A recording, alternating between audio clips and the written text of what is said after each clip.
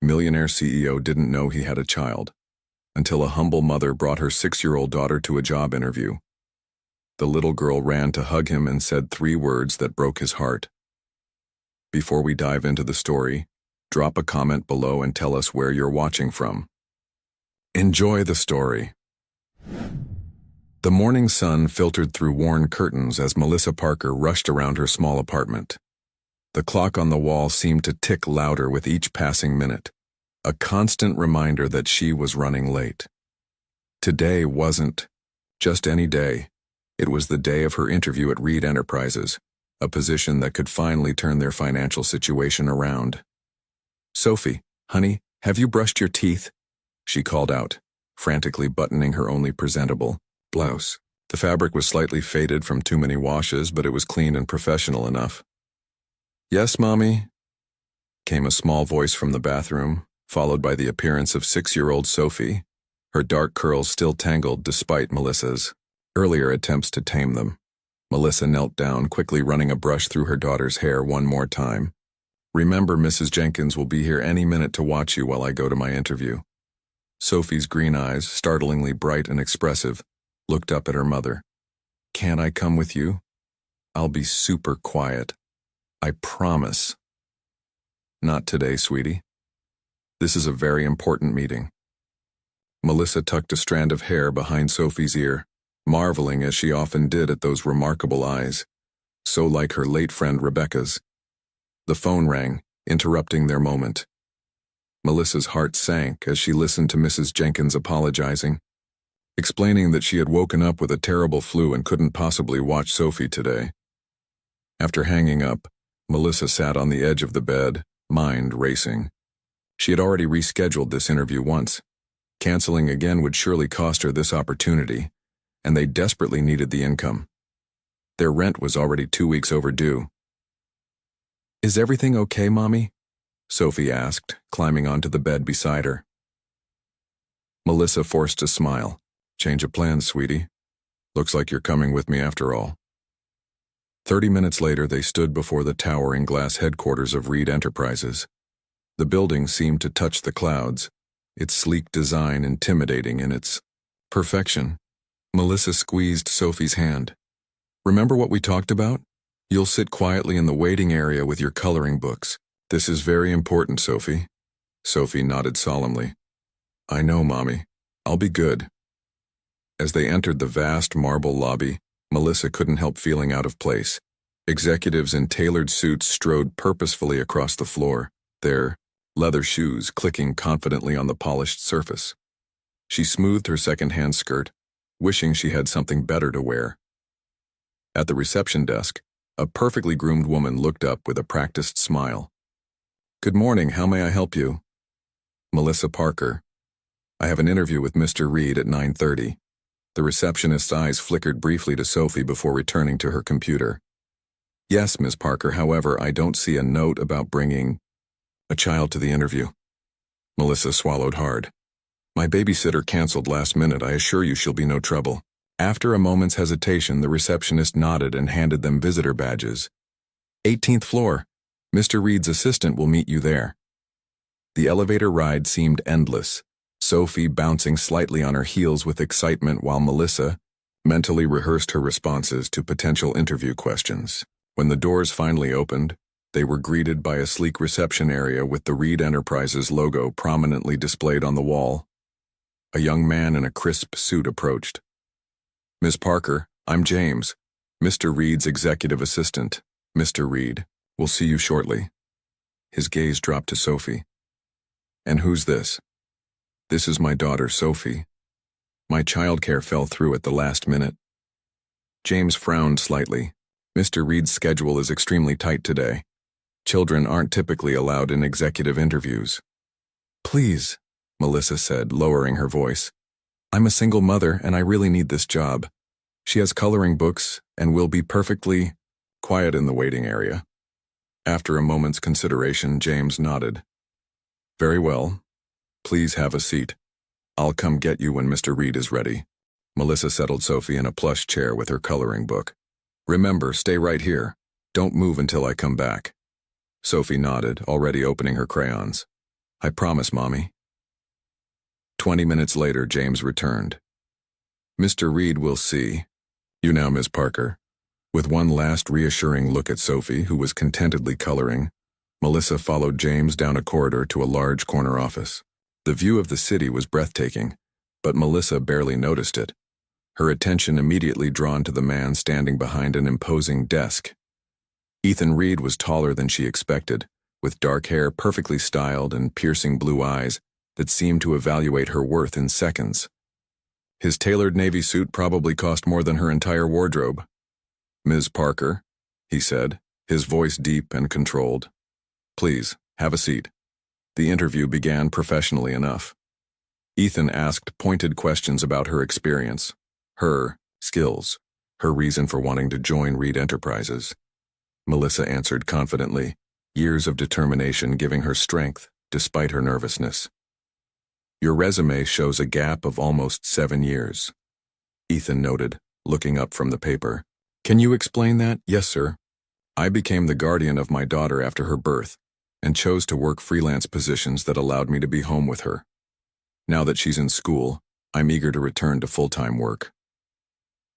Ethan seemed about to ask another question when the office door suddenly burst open. Sophie stood there, her coloring book clutched in one hand, having escaped the receptionist who now appeared behind her, apologizing profusely. I'm so sorry, Mr. Reed.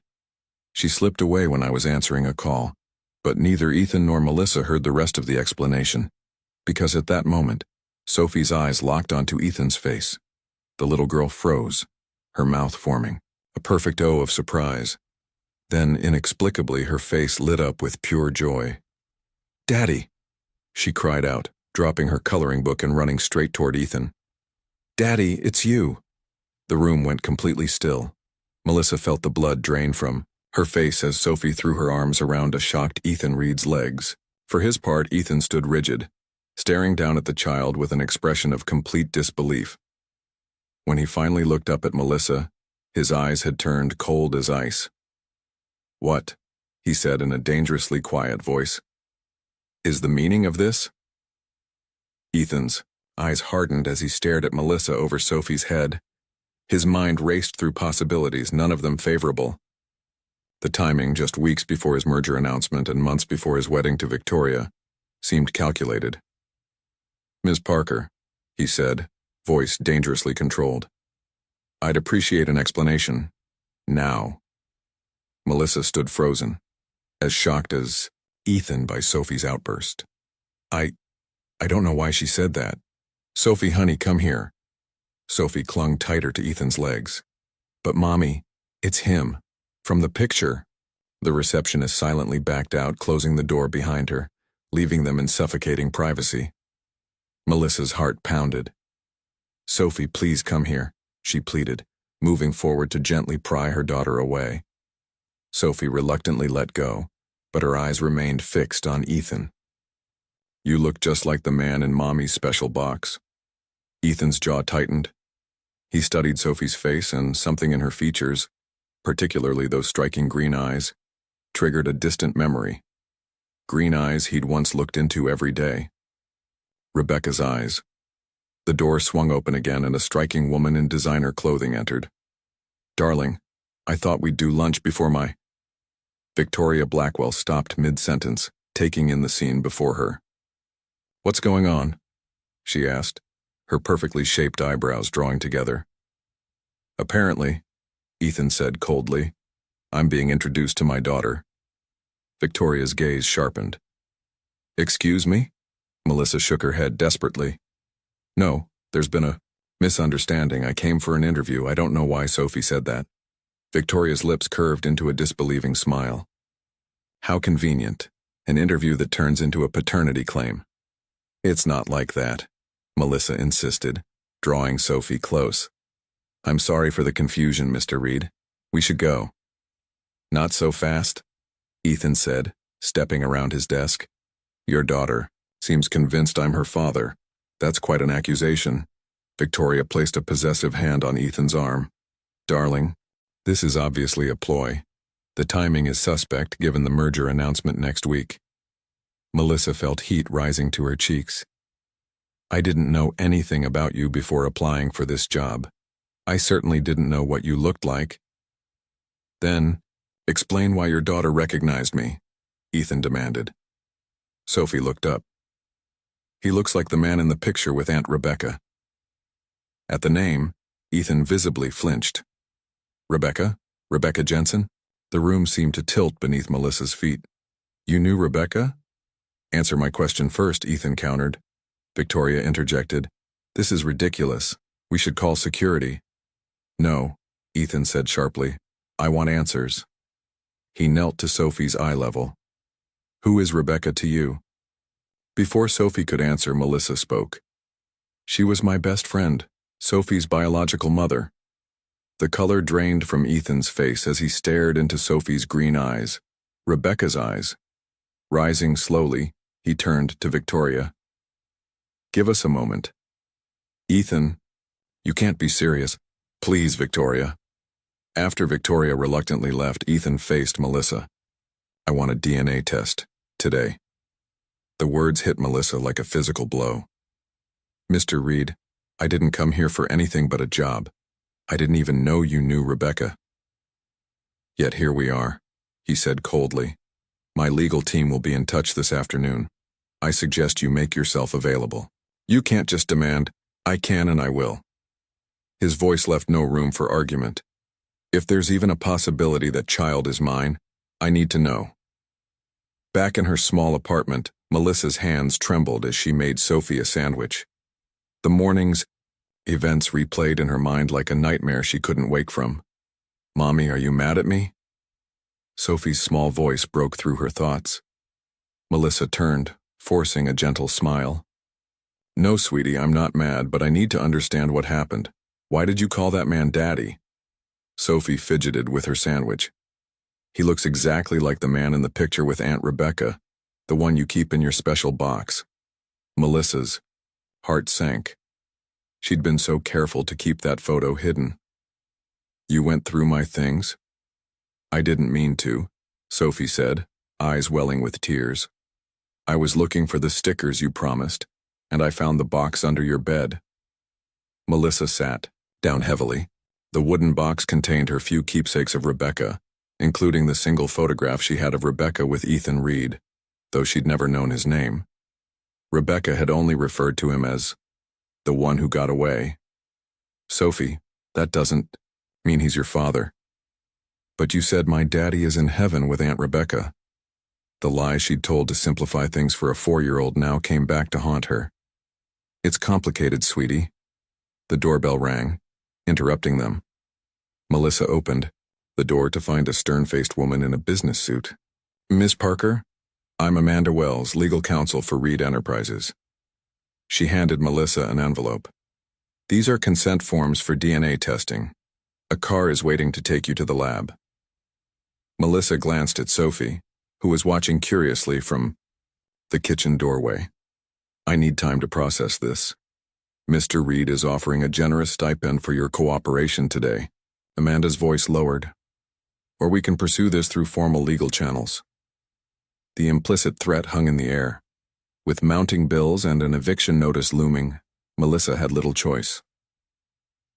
20 minutes later, they sat in a private medical facility, Sophie coloring quietly while a technician prepared to take DNA samples. Across the room, Ethan stood with his arms crossed, face impassive. When he approached, Sophie smiled tentatively. Are you really my daddy? Ethan's stern expression faltered. That's what we're here to find out. Melissa intervened. Sophie, this doesn't mean... Actually, Ethan cut in, I'd like a word with Ms. Parker. Alone. In a small consultation room, Ethan closed the door. I want the truth. All of it. Melissa met his gaze steadily. Rebecca was my best friend since college. She died in childbirth. I adopted Sophie as I promised her I would. And the father? Rebecca never told me his name. Just that he was ambitious, driven, and chose his career over her. Ethan's jaw tightened. Rebecca and I dated for 18 months. She ended things when I expanded the company internationally. She never contacted me about a pregnancy. She wouldn't have wanted to burden you. Melissa said softly. She knew your ambitions were elsewhere. So instead she left me with a daughter I never knew existed? Anger flashed in his eyes. She was protecting Sophie from feeling unwanted. And now you're here, coincidentally applying for a job at my company? I had no idea who you were until today, Melissa insisted. I'm not after your money, Mr. Reed. I came for a job because I need to support my daughter. If the test proves she's my daughter, Ethan said coldly, we'll have a very different conversation about exactly what you're entitled to. As they returned to the waiting room, Melissa noticed a text notification on her phone. An eviction warning. The irony wasn't lost on her. Standing in a room with a billionaire while facing homelessness, the technician approached with swabs. We'll have preliminary results in 48 hours. 2 days that would change everything. Victoria paced Ethan's penthouse living room, her heels clicking rhythmically against the marble floor. This is clearly a ploy to extort money from you. The timing is too perfect with the merger announcement next week. Ethan stood by the floor-to-ceiling windows, staring out at the city skyline. The events of the day had left him shaken, though he'd never admit it aloud. You didn't see her eyes, Victoria, he said quietly. They're exactly like Rebecca's. Victoria stopped pacing. So she has green eyes. That proves nothing. Millions of people have green eyes. Not like these. He turned to face her. And the photo Sophie mentioned. A photo can be manipulated. This Melissa woman could have planned this for months. Ethan ran a hand through his hair. To what end? Apply for an entry-level position and hope her daughter recognizes me from a photo? For $20 million, people have concocted far more elaborate schemes, Victoria replied, referencing his net worth as reported in last month's Forbes. His phone buzzed with a text from his private investigator. Background report on Melissa Parker ready. Sending now. Minutes later, Ethan was reading through the detailed report. Melissa Parker, 32. Bachelor's degree in business administration. Former marketing coordinator until 6 years ago when she suddenly switched to freelance work. No criminal record. Currently 3 weeks behind on rent for a small 2-bedroom apartment in a modest neighborhood. Multiple small loans. No suspicious financial transactions or unexplained income. She's drowning in debt, Ethan murmured. Victoria peered over his shoulder. Perfect motive for a con. Or she's genuinely struggling as a single mother. Ethan couldn't shake the memory of Sophie's face lighting up when she saw him. That wasn't rehearsed. It was pure, genuine recognition. The next morning, unable to concentrate at work, Ethan made an impulsive decision. He had his driver take him to the address from the report, a worn apartment building far from his usual haunts. He watched from his car as Melissa emerged with Sophie, both bundled against the morning chill. There was no pretense in how Melissa knelt to fix Sophie's scarf, or the loving way she brushed hair from the girl's face. They walked to a nearby bus stop, Melissa checking her watch anxiously. Later that day, his lawyer called. The preliminary DNA results are in. Would you like me to email them or deliver in person? Email them, Ethan said, heart pounding. The attachment took seconds to download but felt like hours. He read the results twice, then sat back in his chair, the world tilting beneath him. 9% probability of paternity. Sophie was his daughter. His phone rang again. Victoria. He let it go to voicemail. His mind raced through implications. A child. His child. A daughter he never knew existed, being raised in near poverty while he lived in luxury. He called his lawyer back. Draw up papers. I want to establish paternity rights, visitation, child, support, everything. And Ms. Parker? Ethan paused. Set up a meeting, tomorrow. Both legal teams present. That evening, as Victoria discussed wedding plans, Ethan remained distant, his thoughts on a little girl with green eyes who had recognized him instantly. Are you even listening? Victoria demanded. I'm sorry. What were you saying? She studied his face. The test results came back, didn't they? What did they show? Ethan met her gaze directly. She's mine, Victoria. Sophie is my daughter. Victoria's expression hardened. This changes everything. Yes, Ethan agreed, though they likely meant very different things. It does. He's here, Melissa whispered to herself as the sleek black car pulled up outside her apartment building. She'd been watching from the window since dawn, unable to sleep after receiving the DNA results and meeting request. Sophie looked up from her cereal. Who's here, Mommy? No one, sweetie. Mrs. Wilson from next door will watch you for a couple hours while I go to a meeting. Sophie pouted. Is it about the man from your interview? The one with my eyes? Melissa's heart clenched. She still hadn't found the right words to explain this situation to her daughter. Yes, it's about him. We need to talk about some grown-up things. After settling Sophie with their elderly neighbor, Melissa descended to meet Ethan. She'd chosen her most professional outfit, a simple navy dress that had seen better days but was still presentable. Ethan stood beside his car, impeccably dressed in a charcoal suit. His face betrayed nothing as she approached. Ms. Parker, he said formally. Mr. Reed. She matched his tone. The drive to his lawyer's office was silent and tense. Melissa stared out the window, acutely aware of the vast difference between their worlds. They might share a connection through Sophie, but everything else about them existed in different universes. The law firm occupied the top floor of a downtown high-rise. In a conference room with panoramic views, two lawyers waited with documents arranged in precise stacks. Let's get straight to the point, said Ethan's attorney, a sharp-eyed woman named Gloria Winters. These papers establish Mr. Reed's paternity, writes and outline a proposed arrangement for custody, visitation, and financial support.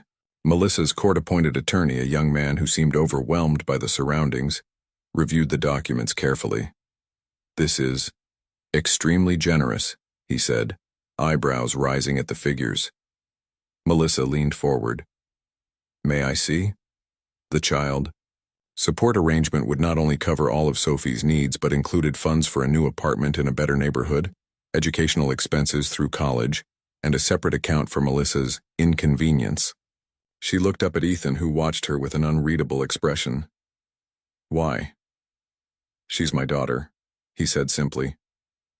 I take care of what's mine. Something in his phrasing made Melissa bristle. Sophie isn't a possession. Obviously. But she deserves the benefits of my name and resources. And what about you? What role do you want in her life? Ethan cleared his throat. I've arranged for standard visitation, every other weekend, alternating holidays. So she becomes another appointment in your calendar? Melissa couldn't keep the edge from her voice. His eyes narrowed. I'm trying to do the right thing here. The right thing for whom? For Sophie, for your conscience, or for your public image?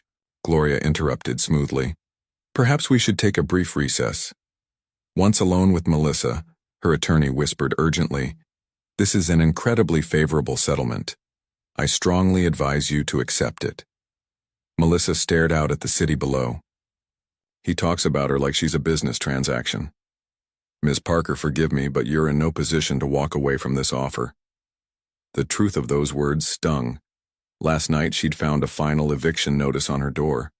She had less than a week to come up with back rent. When they reconvened, Ethan spoke directly to Melissa.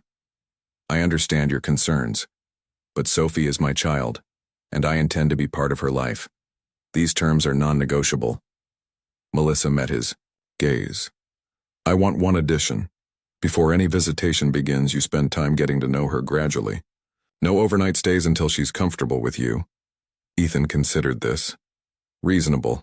We'll add it to the agreement. As she signed the papers, Melissa felt a strange mix of relief and apprehension. Sophie would have security now, but at what? Emotional cost? When do you want to meet her? She asked quietly. Today, Ethan replied without hesitation. I've waited 6 years without knowing she existed.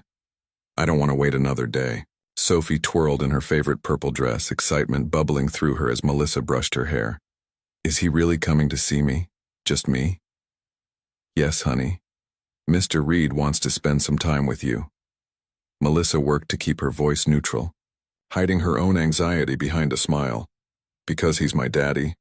The direct question caught Melissa off guard. Yes, she finally admitted. The test showed he is your biological father. Sophie's face lit up. I knew it. He looks just like in the picture with Aunt Rebecca. Will he live with us now? No, sweetie. He has his own home, but he wants to be part of your life.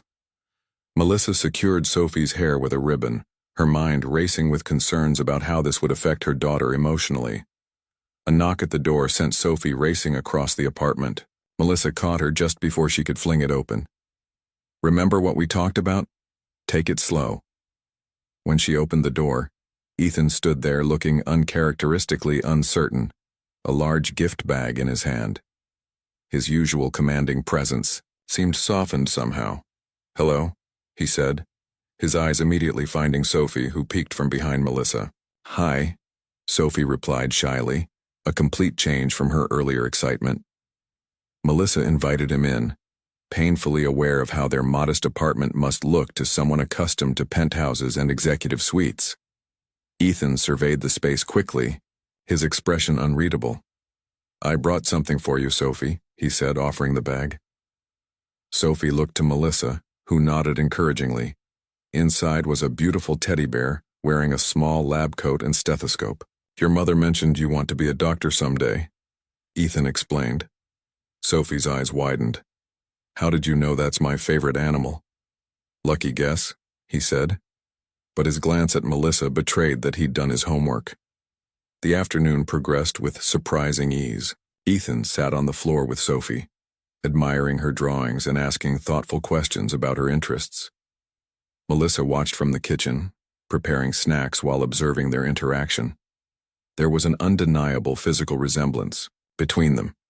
The same shaped eyebrows, the same slight dimple when they smiled. Do you have a swimming pool?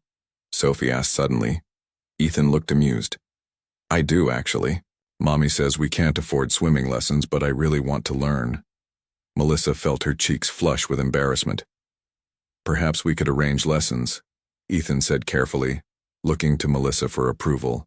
Before she could respond, Sophie continued her innocent interrogation. Do you have a wife? My friend Zoe has a mom and a dad who live in different houses, but they both come to her school plays. I'm not married, Ethan replied, but I am engaged. Her name is Victoria. Will she be my stepmom? An uncomfortable silence fell. Melissa stepped in. Sophie, that's enough questions for now. Why don't you show Mr. Reed your science project? Later, when Sophie went to her room to fetch her favorite books, Ethan approached Melissa in the kitchen. She's remarkable, he said quietly. Smart, curious, confident. She is, Melissa agreed, unable to keep the pride from her voice. You've done an incredible job raising her. The unexpected compliment caught her off guard. Thank you. I've been thinking about the custody arrangement, Ethan continued. I'd like to amend it to include regular dinner visits during the week, not just weekends. I want to be involved in the day-to-day, not just special occasions. Melissa studied his face, searching for ulterior motives but finding only sincerity. Sophie would like that.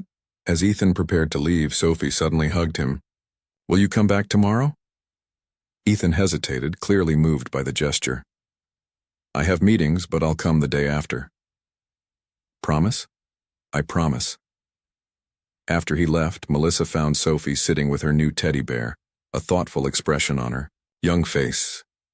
Mommy, I like him, but he seems sad sometimes. Melissa smiled softly. Growing up is complicated, sweetheart. Sometimes people can be happy and sad at the same time. Like discovering you have a daughter, she thought, or sharing the child you've raised alone. Victoria slammed the glossy wedding magazine shut, startling the event planner who'd been pointing out reception venues. He's spending time with them again tonight? Her assistant nodded nervously. Mr. Reed canceled your dinner reservation at Le Cirque. He said to reschedule for next week. It was the third cancellation in 2 weeks since Ethan had discovered Sophie's existence. Victoria dismissed the planner with a wave of her hand and poured herself a generous glass of wine. The penthouse phone rang. "Victoria, it's Diana Reed." Victoria grimaced. Ethan's mother. "Diana, how lovely to hear from you. What's this I'm hearing about Ethan canceling our family dinner on Sunday, and rumors about a child?" The society pages are whispering. Victoria paced the living room. "It's complicated. Ethan recently discovered he has a 6-year-old daughter from a previous relationship." The silence on the other end was deafening. "A child? And you didn't think to call me immediately with this information?" Diana's voice had turned to ice. Ethan wanted to handle it privately first. "I assume he's verified paternity?" DNA confirmed. "The child is living with her guardian. Her biological mother died in childbirth." Diana's tone became calculating. "I see. And this guardian, what's her angle?" "She claims she wants nothing but for Sophie to know her father." "Everyone wants something, Victoria. Find out what it is." The line went dead. Across town, Ethan sat at Melissa's modest kitchen table, helping Sophie with her math homework while Melissa prepared dinner. The domestic scene felt surprisingly natural. "You're really good at math," Sophie said, looking up at him with admiration. "I've always liked numbers. They make sense even when people don't." Melissa set a simple pasta dish on the table. "Dinner's ready." As they ate, Sophie chattered about school and friends, occasionally asking Ethan questions about his childhood. He answered carefully, conscious of the vast difference between his privileged upbringing and Sophie's more modest life. "Can I come see where you work sometime?" Sophie asked. Ethan glanced at Melissa. "If your mother approves."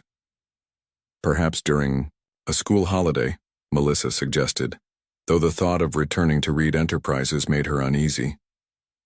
After Sophie went to bed, Ethan lingered. "Thank you for tonight," Melissa nodded, gathering dishes. "Sophie enjoys your visits. And you? How do you feel about all this?" She paused, surprised by the personal question. "Honestly, I'm still adjusting. Everything's changing so quickly. I've been meaning to discuss the housing situation." Ethan leaned against the counter. "This neighborhood isn't ideal for Sophie. I've found a condo in a good school district." "We don't need your charity," Melissa interrupted. "It's not charity. It's providing for my daughter. By uprooting her from everything familiar." Ethan's phone buzzed with a text. His expression darkened as he read it. "I need to go. There's an issue at the office." After he left, Melissa checked her email and found a message from a local reporter, seeking comment on your relationship with Ethan Reed and his newly discovered daughter. Deadline tomorrow. Panic surged through her. How had they found out? Meanwhile, Ethan confronted Victoria in his penthouse. "You leaked the story to the press?" "Don't be dramatic. I merely mentioned to Diana that you've been distracted with personal matters. And she went straight to her society friends." Ethan ran a hand through his hair. "This is exactly what I was trying to avoid. If you're going to be a father too..." "This child people will find out eventually. On my terms, not through gossip columns." Victoria stepped closer. "You've canceled our plans 5 times in 2 weeks. You're never home. What am I supposed to think? I'm trying to build a relationship with my daughter. And what about us? What about our wedding in 3 months? Your precious Sophie is taking over your entire life." Ethan met her gaze coolly. "She's my child, Victoria. She will always be a priority. Above me. Above our future. If that's how you see it, perhaps we need to reconsider that future." The words hung between them like a gauntlet thrown. Outside, thunder rumbled as a storm approached, echoing the tension within. "Billionaire CEO discovers secret daughter," screamed the headline on the business section of the morning paper. Accompanying it was a grainy photo of Ethan exiting Melissa's apartment building, clearly taken with a telephoto lens from across the street. Melissa stared at the article in horror. The story painted her as a calculating single mother who had orchestrated a surprise reunion between Ethan and his unknown child, just weeks before his high-profile wedding, to socialite Victoria Blackwell. "Mommy, why is your picture in the newspaper?" Sophie asked, peering over Melissa's shoulder at the breakfast table. Melissa quickly folded the paper. It's nothing, sweetie. Go get your backpack for school. As soon as Sophie left the room, Melissa's phone rang. Ethan's name flashed on the screen. Have you seen it? He asked without preamble. Yes. It's horrible. They're making me sound like some kind of gold digger. My PR team is drafting a statement now. His voice was tight with controlled anger. I've also instructed my security team to keep reporters away from your apartment. Don't speak to anyone from the press. This is exactly what I was afraid of, Melissa said, fighting back tears. Sophie doesn't deserve to be tabloid fodder. I agree. That's why I'm sending a car for both of you. Pack enough for a few days. You can stay at my lake house until this dies down. Ethan, I can't just leave. Sophie has school that it's Friday. She won't miss much. The media frenzy will only intensify if you stay there. His tone softened slightly. Please, Melissa. I want to protect both of you. 2 hours later, they were in Ethan's private car heading out of the city.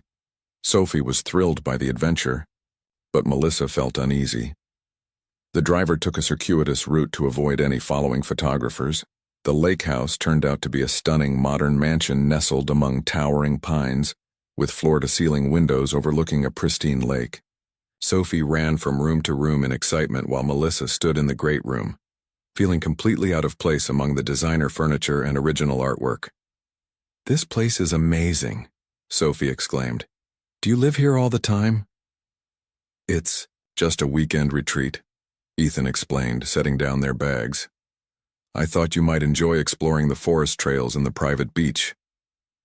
Melissa watched their interaction with mixed emotions.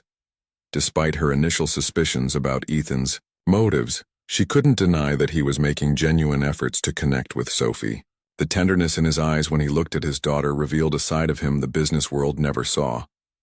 That evening, after Sophie had fallen asleep in one of the guest bedrooms, Melissa found Ethan on the deck, nursing a glass of scotch, as he stared out at the moonlit lake. Thank you for this, she said quietly, joining him at the railing. For getting us away from the chaos. It's my fault the chaos exists in the first place. He didn't look at her. My life has always been a public spectacle, but I never wanted that for Sophie. Or for you. Have you spoken to Victoria? Melissa asked carefully. A muscle tightened in his jaw. She's not pleased with the situation or the headlines. I can imagine. Ethan turned to face her. I need to know something, Melissa. Why did Rebecca never tell me about Sophie? We may have broken up, but I had a right to know I was going to be a father. Melissa sighed. Rebecca was diagnosed with a heart condition early in her pregnancy. The doctors warned her that carrying to term was dangerous, but she refused to terminate. She didn't want you to feel obligated to a baby you never asked for, especially when she might not survive to raise her. So instead she made a unilateral decision that kept me from my child for 6 years. The hurt in his voice was palpable. She thought she was protecting both of you. Melissa hesitated. Rebecca loved you, Ethan, even after you broke up. She kept that photo of you two until the day she died. The silence between them grew heavy with unspoken emotions. In the distance, a loon called out across the water, its mournful cry echoing the regret that hung in the air. I would have been there, Ethan finally said. If I had known. Melissa touched his arm gently. You're here now. That's what matters. Monday. Morning arrived with cruel swiftness. Their peaceful weekend at the lake house felt like a dream as Ethan's driver returned them to the city. During those 3 days, Sophie had blossomed under Ethan's attention, fishing off the private dock, roasting marshmallows by the fire pit, and listening to his stories about building his company from nothing. Do we really have to go back? Sophie asked, her face pressed against the car window as the city skyline came into view. You have school, sweetheart, Melissa reminded her, and Mr. Reed, your father, has important meetings. The merger, Ethan said absently, scrolling through emails on his phone. The first time he'd mentioned work all weekend. When they arrived at Melissa's apartment building, a small group of reporters waited on the sidewalk. Ethan's security team created a protective barrier, ushering them quickly inside while deflecting questions. "This is unacceptable," Ethan muttered, once they were safely in the apartment. "I'm increasing security until this dies down." "It will. Only make it more obvious," Melissa argued. "More security means more attention. I won't compromise on Sophie's safety." His tone left no room for debate. After Ethan left for his office, promising to call later, Melissa received an unexpected text message from Victoria. "We need to talk. Alone. Le Méridien Hotel, 3 p.m. Melissa hesitated. Meeting Victoria seemed unwise, but ignoring her would only create more tension in an already complicated situation. After arranging for Sophie to go to a friend's house after school, she agreed. The hotel's upscale lounge was nearly empty when Melissa arrived. Victoria sat at a corner table, immaculately dressed in a cream designer suit that probably cost more than Melissa's monthly rent. 2 untouched martinis sat before her. "Thank you for coming," Victoria said coolly. "I thought we should get to know each other, given the circumstances." Melissa sat cautiously. "I appreciate that." "Let's be clear," Victoria continued, sliding 1 martini toward Melissa. "I don't blame you for this situation. Rebecca made her choices and Ethan is dealing with the consequences." "Sophie isn't a consequence," Melissa said sharply. "She's a child who has significantly complicated our lives." Victoria took a deliberate sip. "The merger announcement has been overshadowed by gossip. Our wedding plans are in disarray. Ethan's mother is beside herself. I'm sorry for the disruption, but I'm not finished," Victoria interrupted. "I understand Sophie needs her father. What I don't understand is why that requires Ethan spending every free moment with you both." Melissa stiffened. "I've never encouraged anything beyond co-parenting. Yet he came back from your little lake house getaway completely changed." Victoria's perfectly manicured fingers tightened around her glass. "He's postponed our wedding, planning meetings twice. That's between you and Ethan." "Is it?" Victoria withdrew an envelope from her purse. "I'm prepared to offer you a very generous arrangement. Enough to relocate to a lovely home in any city of your choosing, preferably at some distance. Sophie would still see Ethan on holidays and summer breaks." Melissa stared at the envelope in disbelief. "You're trying to buy us off?" "I'm offering a solution that benefits everyone. Sophie gets financial security, you get a fresh start away from tabloid attention, and Ethan fulfills his paternal obligations without disrupting the life we've planned. Sophie needs her father in her daily life, not as a holiday visitor." Victoria's expression hardened. "Consider carefully before rejecting my offer. Ethan built his empire through single-minded dedication. Do you really believe he'll maintain this enthusiastic father routine once the novelty wears off?" Melissa stood abruptly. "I think this conversation is over." "One more thing," Victoria called as Melissa turned to leave. "Ethan doesn't respond well to ultimatums or manipulation. Whatever influence you think you have over him, remember who he chose to build his future with." Outside, Melissa's phone buzzed with a text from Ethan. "Dinner tonight? I want to discuss school options for Sophie." She stared at the message, Victoria's warning echoing in her mind. Was she naive to believe Ethan's commitment would last? Or was Victoria simply desperate to maintain control? Either way, Sophie's heart hung in the balance of their decisions. Ethan arrived at Melissa's apartment that evening with a folder tucked under his arm. Sophie greeted him with an enthusiastic hug that still surprised him with its warmth, while Melissa offered a more reserved smile. "I brought dinner," he said, holding up bags from an upscale Italian restaurant, "and some information about schools. I thought we should discuss." Over pasta and garlic bread at the small kitchen table, Ethan watched Sophie chattering about her day, struck again by how quickly she'd accepted him into her life. Children's resilience was remarkable, or perhaps it was simply that she'd been waiting for him all along without knowing it. After Sophie went to her room to finish homework, Ethan spread several brochures across the table. "These are the top private schools in the city," he explained. "I've arranged interviews at each one. They've agreed to consider mid-year admission given the circumstances." Melissa examined one glossy brochure, eyes widening at the tuition figure. "These schools cost more than a college education." "Cost isn't a factor. Ethan dismissed. Wellington Academy is my first choice. I attended as a boy, and their STEM program would nurture Sophie's scientific interests. She has friends at her current school, a routine, stability.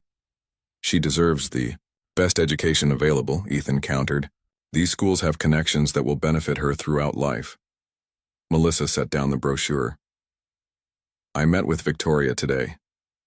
The abrupt change of subject caught Ethan off guard. What?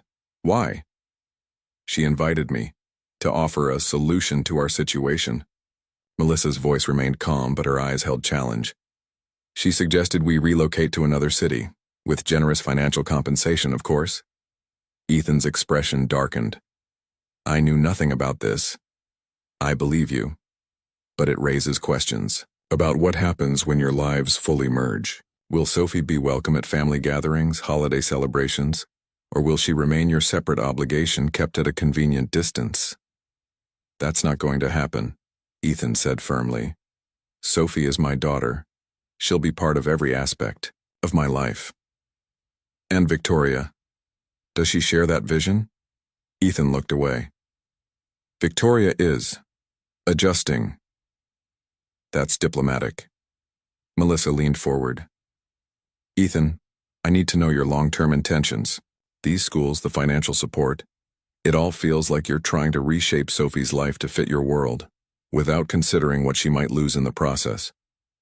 I'm trying to give her opportunities I didn't even know she existed to receive until now, he replied, frustration edging his voice. And I appreciate that. But Sophie needs consistency and emotional security more than prestigious schools or connections. She can have both. Melissa took a deep breath. Let me ask you something. If your wedding goes forward as planned, how does Sophie fit into that picture? Have you and Victoria discussed it? The question hung between them. Ethan had deliberately avoided that conversation with Victoria, focusing instead on immediate concerns. The truth was, every time he raised the subject of Sophie, Victoria changed the topic or made vague assurances that everything would work out. We're figuring it out, he finally said. That's not reassuring, Ethan. The door to Sophie's room creaked open. She stood in the doorway in her pajamas, clutching her teddy bear. Are you fighting about me? She asked in a small voice. Ethan and Melissa exchanged startled glances. No, sweetheart, Melissa said quickly. We're just discussing grown-up things. Sophie approached the table, looking at the school brochures. Am I changing schools? Ethan knelt beside her. We're exploring some options, schools with advanced science programs you might enjoy. But what about my friends and Ms. Johnson's class? You could make new friends, Ethan offered, and I'm sure the teachers would be excellent. Sophie looked between them, her young face surprisingly serious. Do I get to choose? The simple question landed with unexpected weight. In their adult struggle for control, neither had considered simply asking Sophie what she wanted. Ethan met Melissa's gaze over Sophie's head, an unspoken understanding passing between them. Whatever their differences, Sophie's well-being had to come first. Yes, Ethan said softly. You get a say in this too. The Reed Enterprises executive boardroom fell silent as Ethan concluded his presentation. The quarterly reports showed record profits, yet the tension in the room was palpable. Bernard Winthrop, the eldest board member and longtime family friend, removed his glasses slowly. Impressive numbers, Ethan.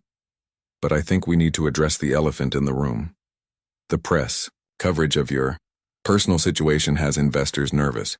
Ethan had been expecting this. My private life has no bearing on my ability to run this company. Ordinarily, I'd agree, said Catherine Zhao, head of international operations. But the timing is problematic. With the Westlake merger announcement, next week any instability in leadership raises concerns. There is no instability, Ethan replied firmly. I discovered I have a daughter. I'm taking responsibility. End of story. Bernard leaned forward. The board fully supports your commitment to your child. However, the tabloids are having a field day with speculation about this Melissa Parker woman. The narrative that she deliberately targeted you is false, Ethan interrupted, and my legal team is addressing those stories. Perhaps, interjected Victoria's father, Harold Blackwell, who held a significant stake in the company. But perception matters in business as much as reality. The uncertainty around your personal life, including the postponement of your wedding, raises questions about your focus. Ethan felt a flare of anger. Victoria had told her father about the postponement before they'd even finalized that decision. "My focus is exactly where it needs to be," he said coldly. "The merger is proceeding on schedule. Our financials are stronger than ever. If anyone has concerns about my leadership, I invite them to review the 27% growth we've achieved this quarter." After the meeting, Harold cornered Ethan in the hallway. "Victoria is devastated about the wedding postponement. That's between Victoria and me." "Is it? When it affects my daughter's happiness and potentially destabilizes a company I've invested heavily in?" Harold's voice lowered. "Listen to me carefully, Ethan. You can be a father to this child without derailing your life. Set up a trust fund, arrange visitation, but maintain boundaries. Men in our position always do." Ethan's expression hardened. "I'm not interested in being a part-time father. Your dedication is admirable, if misguided. Just remember, the board is watching closely. Don't let personal matters cloud your judgment." Later that afternoon, Ethan sat in his office reviewing school applications for Sophie. Despite his initial push for Wellington Academy, he'd agreed to visit several schools with both Sophie and Melissa to find the right fit. It was a compromise, but one that felt surprisingly right. His intercom buzzed. "Mr. Reed, Ms. Parker is here to see you. She says it's urgent." Ethan stood immediately. "Send her in." Melissa entered looking flustered, her cheeks flushed as if she'd been running. "What's wrong? Is Sophie okay?" Ethan asked. "She's fine. She's at school." Melissa placed her phone on his desk, opened to a news website. But this just broke. The headline made his blood run cold. "Reed Enterprises airs mother questions paternity claim." The article quoted Diana Reed expressing concerns about the convenient timing of Sophie's appearance and suggesting that further verification beyond initial tests might be prudent before my son makes irrevocable decisions. "Your mother is demanding additional DNA testing," Melissa said, her voice tight with controlled anger. "Sophie's teacher saw this article. The other children are already asking questions." Ethan's jaw clenched. "I had no idea she would do this." "Really? Because it seems everyone in your life is determined to deny Sophie's existence or minimize her importance. That's not fair, isn't it? Your fiancé offers to pay me to leave town.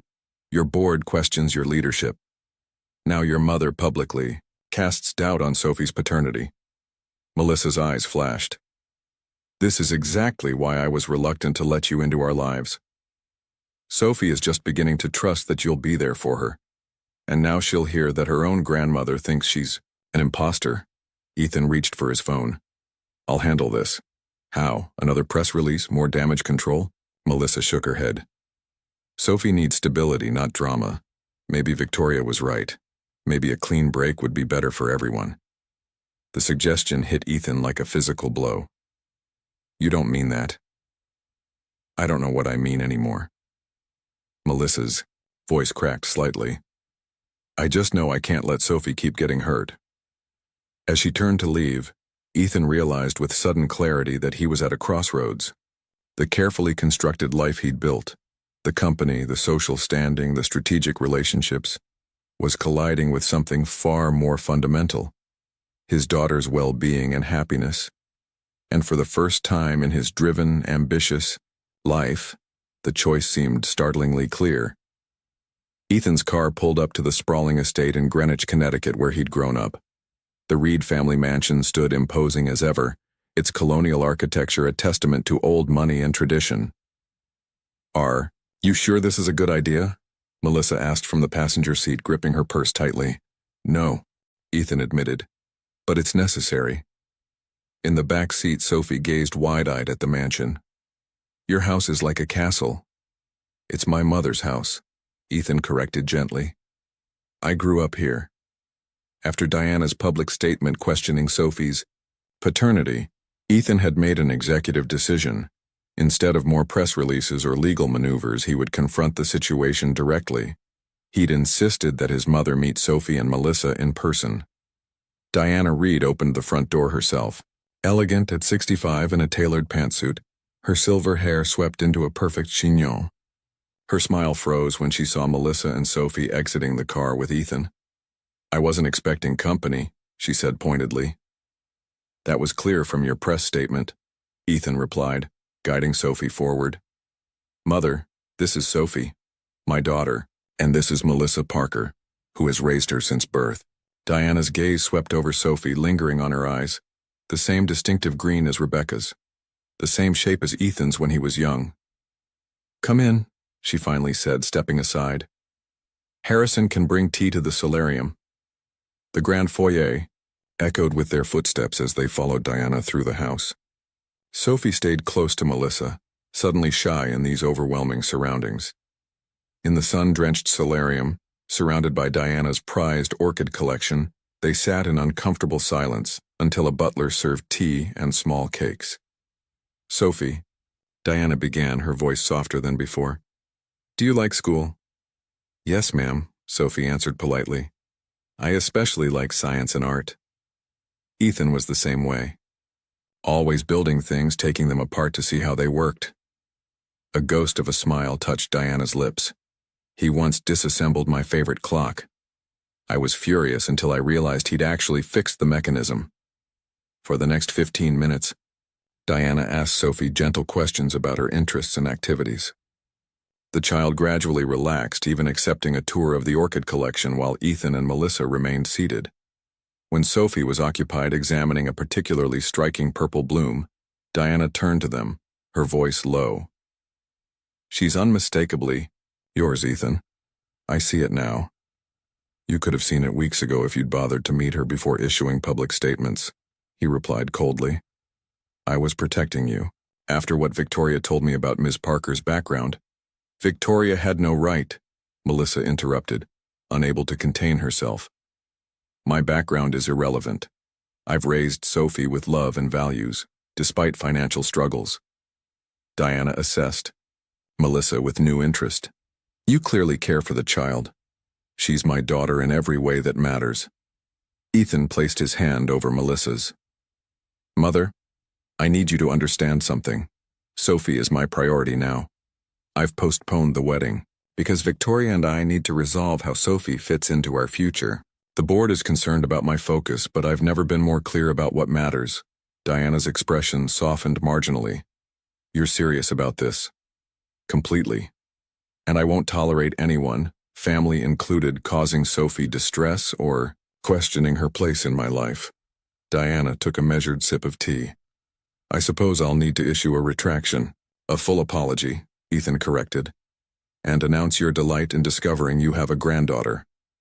Later, as they prepared to leave, Diana approached Sophie again. "I have something for you." She handed the child a small jewelry box. Inside was a delicate gold bracelet with a tiny orchid charm.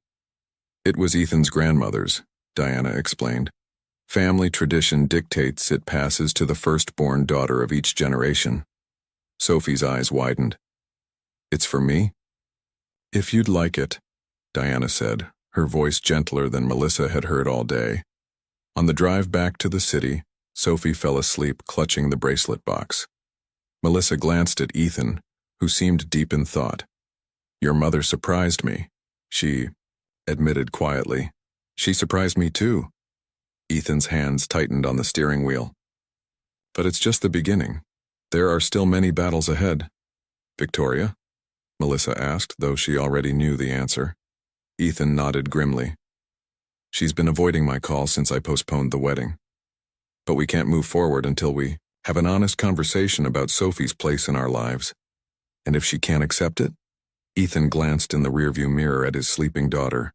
"Then she's not the right partner for me anymore." Victoria waited in Ethan's penthouse, a glass of wine in her perfectly manicured hand. The engagement ring on her finger caught the light as she drummed her fingers against the arm of the sofa. When the elevator doors opened, she straightened, prepared for battle. "You've been avoiding me," Ethan said, stepping into the living room. "I needed time to think." Victoria set down her glass. I understand you want to be a father to Sophie. I respect that, but this situation has spiraled completely out of control. My mother met Sophie today, Ethan said, loosening his tie. She's retracting her statement and publicly acknowledging her as my daughter. Victoria's expression tightened. How wonderful. Another piece of your life rearranged to accommodate your instant family. Sophie is my daughter, Victoria, not an accommodation. What about us? What about our plans? Victoria stood, frustration evident in every line of her body. We were supposed to be married in 6 weeks. Now everything's on hold while you play house with Melissa and Sophie. I'm not playing anything. I'm being a father. You can be a father without dismantling our relationship. Victoria's composure cracked. You've postponed our wedding. You're constantly at Melissa's apartment. You're letting a 6-year-old dictate your schedule. That 6-year-old is my child. And what am I? Victoria demanded. The inconvenient fiancé who doesn't fit your new narrative. Ethan sighed heavily. I never meant to hurt you, but I need to know Sophie feels secure and accepted in my life. And what about me? Where do I fit? Victoria paced the room. Your mother called me today, suggested I should be more understanding of your new priorities. She shouldn't have done that, but she did. And the board members are questioning if our relationship is even stable anymore. Victoria's voice lowered. Harold thinks you're having second thoughts about more than just the wedding date. Ethan met her gaze directly. Are you more concerned about losing me or losing your position as the future Mrs. Reed? The question hung in the air like a thunderclap. How dare you, Victoria whispered, after everything we've built together. Answer the question, Victoria. If there were no company, no social standing, no business advantages to our marriage, would you still want me? Victoria's silence spoke volumes. I thought so, Ethan said quietly. I think we both know this isn't working anymore. Victoria twisted the engagement ring off her finger and placed it on the coffee table with deliberate care. I deserved better than this, Ethan. As the elevator doors closed behind her, Ethan felt an unexpected lightness. The path forward was suddenly clearer than it had been in weeks. Tomorrow would bring challenges, explaining to the board, weathering, the inevitable press coverage. But tonight he felt free. He picked up his phone and dialed Melissa's number. Victoria and I ended our engagement, Ethan said, his voice calm as he sat across from Melissa at a quiet cafe near her apartment. They'd arranged to meet while Sophie was at her Saturday morning art class. Melissa set down her coffee cup, surprised by the directness of his statement. I'm sorry, Ethan. Don't be. It was necessary. He gazed out the window briefly. We wanted different things. Sophie made that clear. I hope you don't resent Sophie for— Never, he interrupted firmly. She didn't cause this. She revealed what was already there. A moment of silence stretched between them, filled with unspoken possibilities. I've been thinking, Ethan continued.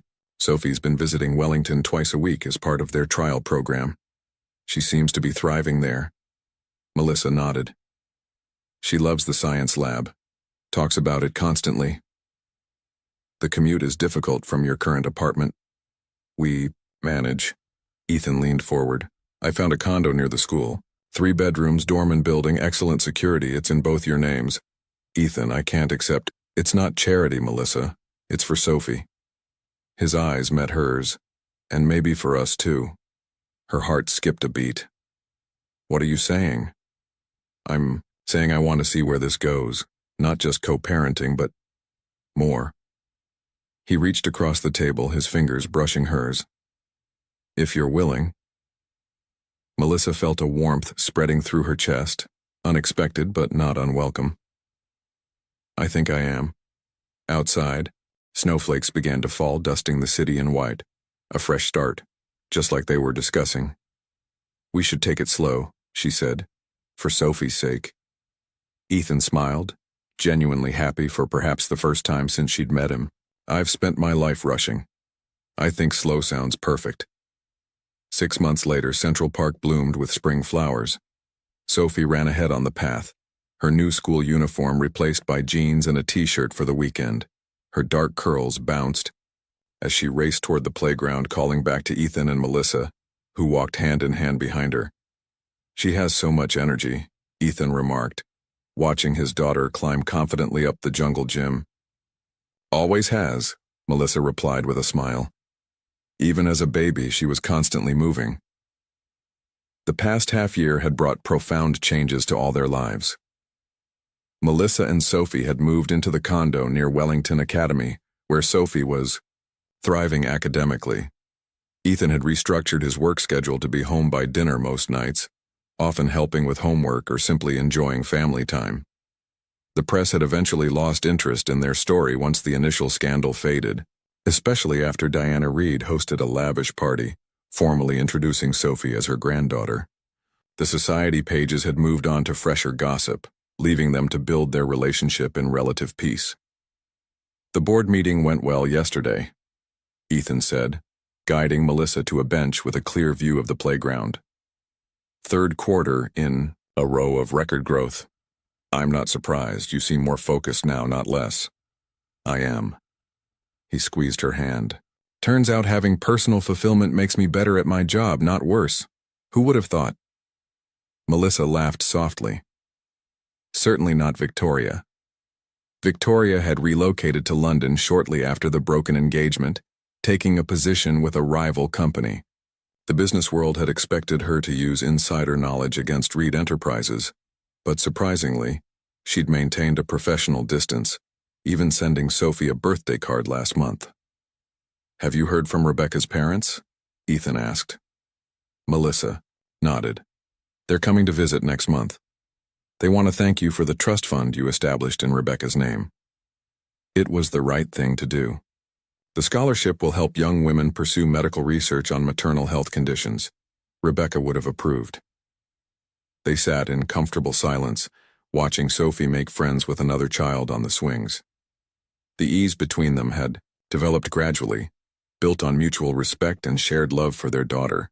"I've been thinking," Ethan said finally. "Remember when I said we should take things slow?" "I do.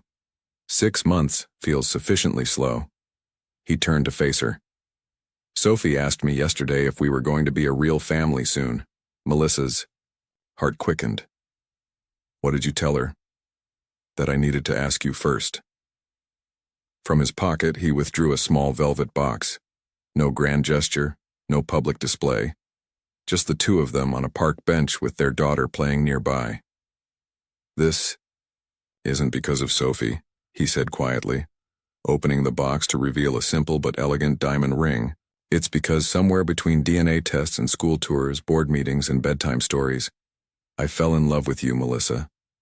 Your strength, your integrity, your heart. You make me want to be better. As a father, as a man, as a partner." Tears welled in Melissa's eyes.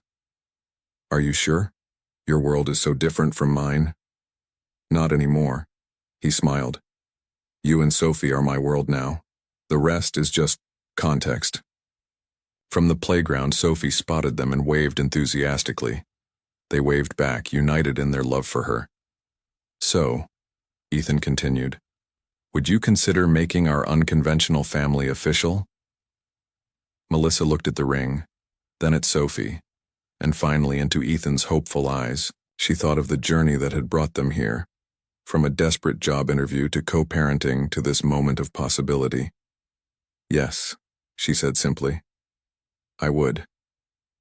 As Sophie ran toward them, sensing something important was happening, Melissa reflected on how life's greatest challenges often led to its greatest gifts. 6 years ago, she had promised her dying friend to love and protect a baby girl. Now that promise had expanded to include a family she never expected to find. Ethan slipped the ring onto her finger just as Sophie reached them, throwing her arms around them both. "Are we going to be together forever now?" Sophie asked, her green eyes bright with hope. "Yes, sweetheart," Ethan answered, pulling both Melissa and Sophie close. "Forever." In that perfect moment, the past with all its pain and misunderstandings faded away. What remained was simply love, Complicated, unexpected, and beautifully complete.